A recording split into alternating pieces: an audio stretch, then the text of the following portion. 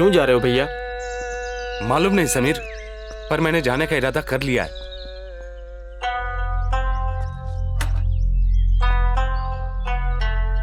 उसको अकेले छोड़ के मत जाओ। सलीम भैया, मेरा बात सुनो। नहीं रे समीर, मुझे यहाँ पे रहने का मन नहीं है। हिंदू लड़की है ना, सोचा था कि मुझे समझ लेगी वो।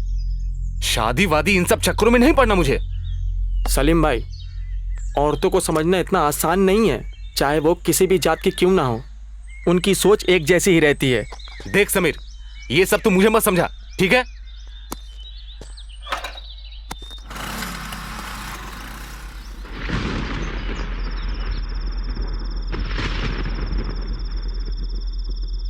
मुझसे बात नहीं करोगी?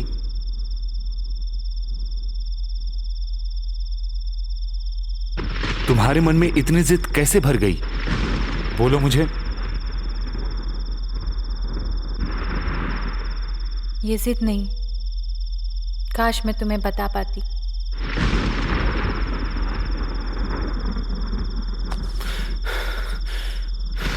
हाँ, तुम्हारा मेरे ऊपर प्यार एक झूठ था, फरेब था।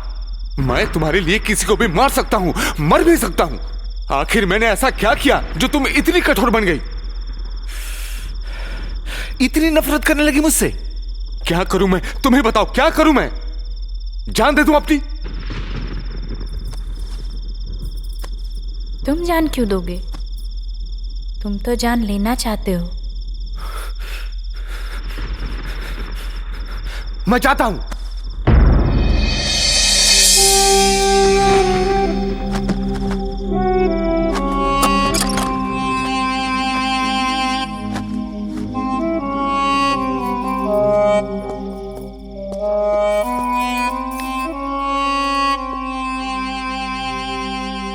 चाहे जो भी हो जाए सलीम, मैं ये बच्चा नहीं गिराऊंगी। अगर आज तुम मुझे छोड़ गए तो किसके सहारे जीऊंगी? यदि हमारा प्रेम सच्चा है तो हर मुसीबत को झेलेंगे। यूं मुमताज को अकेला छोड़ना क्या हमारे प्यार को और पुख्ता नहीं करता? ये जो संतान आएगी, ये हमारे परिवार को पूरा करेगी। यही हमारे बुढ़ापे का सहारा बनेगा। हर औरत चाहती है कि वो माँ बने, लेकिन लगता है कि किस्मत ही खराब है। वरना उस दिन जिस तरीके से तुमने मारा मुझे, यही प्यार है तुम्हारा? इसीलिए सब कुछ छोड़कर तुम्हारे पीछे आ गई? सलीम रुक जाओ। तुम चले गए तो किसके सहारे जीऊंगी मैं? इस भरी दुनिया में तुम्हारे सिवा और कौन है मेरा? इस तरह बेसहारा छोड़कर मत जाओ मुझे। जहां जाना चाहते हो मुझे भी साथ ले चलो। सलीम, मुझे अकेला मत छोड़ो, मुझे भी साथ ले चलो। अभी हटो, जाने दो। अगर तुम ही यहाँ नहीं तो मैं किसके सहारे रहूंगी? तुम्हारी जो भी जरूरतें हैं वो समीर से कहना। यही तुम्हारा आखिरी फैसला है? हाँ।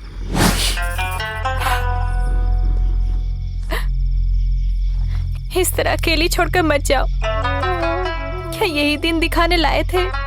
इससे अच्छा तो ये कि जान से मार दो मुझे। मर गई तो सारा झमेला ही खत्म। फिर किसी और से प्रेम करना, किसी और को फंसाना, यही करना चाहते हो ना?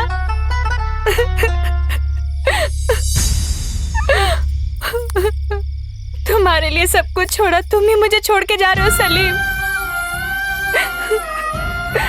समझी थी मेरे दुख के दिन पूरे हुए, मगर हुआ उल्टा। जब तुम सहारा नहीं दे सकते थे,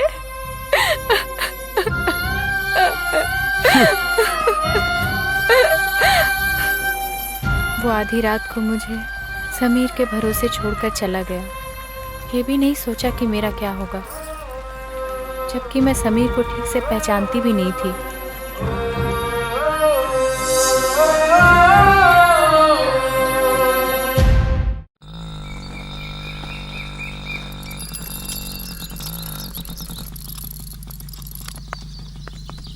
रजिया, मैं दुकान को जा रहा हूँ। इनसे मिलो, ये है मेरा जीजा पीर ख्वाजा। क्या रे बदमाश कहीं का, ऐसे बाजार में बेकार में ना घूम के दुकान पे बैठता तो 2-4 पैसे कमा लेता। चल हट।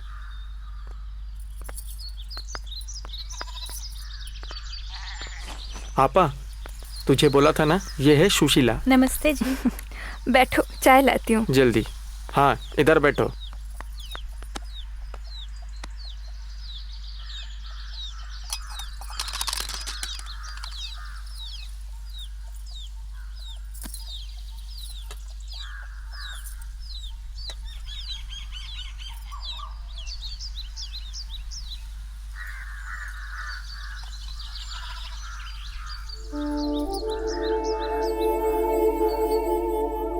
क्या हुआ सुशीला?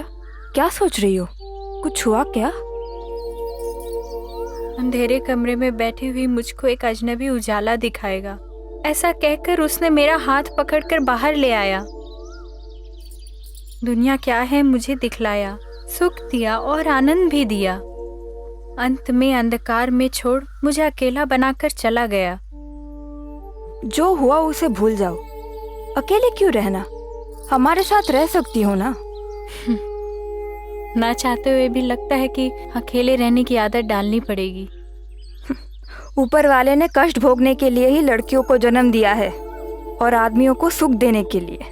और औरतों का काम है बच्चे पैदा करना, पालना, घर संभालना। बस यही है हमारी जिंदगी। आपा, रहने दो ये बातें।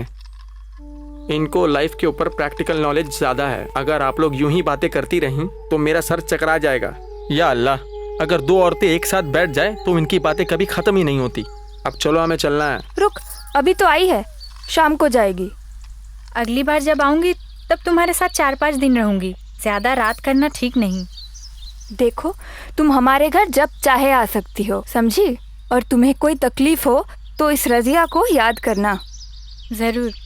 चलती हूँ अब। ठीक है। मैं सोचती थी कि सलीम के बिना मैं एक पल भी नहीं जी पाऊंगी, पर उसके जाने के बाद मुझे ज़रा भी अकेलापन महसूस नहीं हुआ। समीर की दीदी रज़िया के साथ परिचय ने मुझे बेहद ढाढ़स बंधाया। मेरे साथ अन्याय कर मुझे छोड़ दिया। इस बात का अभिमान मुझे सालता है।